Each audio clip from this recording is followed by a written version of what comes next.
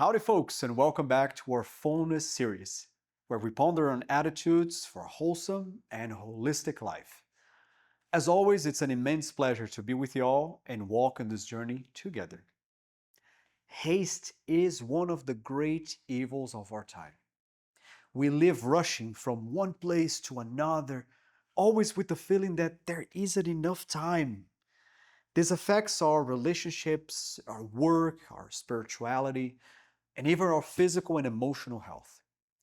But the Bible shows us that fullness is not found in rushing, but in confident rest in God. Wonderful. So let's get ready to pause the video now and share the following initial question with our groups.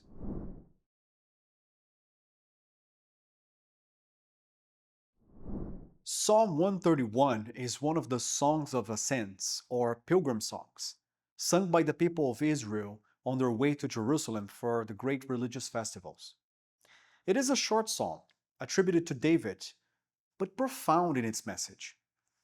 It contrasts with the human tendency to seek greatness, prestige, and recognition, revealing an attitude of humility and trust in the Lord. Instead of occupying himself with grand and unattainable things, the psalmist declares that he has learned to rest in God's care, like a confident child in its mother's arms. This psalm reflects a heart that has found peace by abandoning haste, excessive ambition, and inner restlessness. Unlike many other psalms of supplication or lament, Psalm 131 is a song of serenity. Its main message is that true fullness is not in controlling life, but in trust in the Lord with simplicity and rest. Thus, the psalm becomes an invitation to Israel, and to us today as well, to wait on the Lord with the calm of one who has already found safe refuge. What a beautiful psalm. Once again, please pause the video on the following question and discuss it with your group.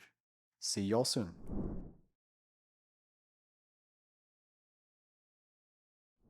So how do we identify the dangers of haste? The first thing is superficiality in relationships. When we live rushing, we don't stop to truly listen to people. Haste makes us treat people as tasks to be completed and not as lives to be loved. This generates distance and coldness, even within your family. Another thing is the loss of spiritual sensitivity. God's voice usually doesn't come in noise, but in silence. Haste keeps us too busy to notice the whispers of the Spirit. We lose direction because we don't give God time to speak. And lastly, anxiety for immediate results. David says in Psalm 131, I do not concern myself with great matters. Haste creates in us an everything now mentality. But God works in processes. Saul lost his kingship because he did not wait for Samuel's time. Haste can lead us to decisions outside of God's will. So, in a nutshell, haste robs us of deep relationships, spiritual sensitivity, and trust in God's timing. Okay, ready to share your thoughts with the rest of the group? Please pause the video now and let's discuss the following question with our brothers and sisters.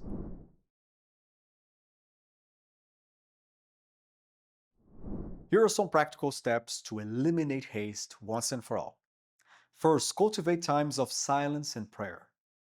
The Bible says, be still and know that I am God. Psalm 46, verse 10. Silencing our minds like a child resting in its mother's arms helps us to see that God is in control and that we don't need to rush to solve everything. Try starting your day by slowing down before God. Another thing is trust in God's timing. He is the Lord of time. In Isaiah 55, verses 8 to 9, we see the following passage. For my thoughts are not your thoughts, neither are your ways my ways. Trusting means waiting without anxiety, knowing that God fulfills His will at the right time. Provision comes from Him. Another practical step is to value the present. Jesus said, "Therefore do not worry about tomorrow, for tomorrow will worry about itself." Matthew 6:34. Haste always pushes us to the future, but fullness is lived in today, in God's presence and care. Also, simplify your routine. Often haste comes from an overloaded schedule. Make conscious choices, learn to say no, and organize priorities to live a lighter life. And finally, practice contemplation. Set aside time to observe creation, thank God, feel His presence, and above all, feel alive. With haste, we cannot feel life. Contemplation takes us out of automatic mode and puts us in God's rhythm.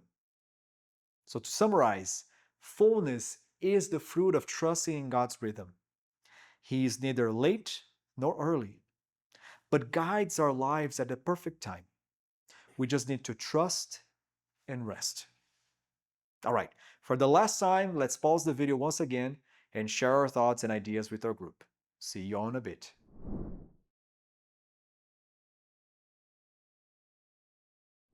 And that wraps it up for our second meeting together, folks. And what a wonderful time together we have had. As always, remember to pray before we finish. And let's take a look at our weekly challenge, making an effort to put into practice everything we have discussed and learned together. Quer que eu refaça essa parte aí? Ah, tá. Eu vou refazer. Que você olhou e falei, ixi, acho que deu uma coisa errada. Deixa eu refazer essa parte.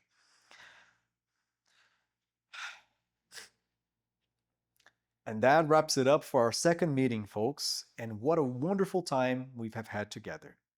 As always, remember to pray together with our group before we finish. Let's take a look at this week's challenge, making an effort to put into practice everything we have discussed and learned together. Have a blessed time and see you all next time for our upcoming video. Many blessings. See you all soon.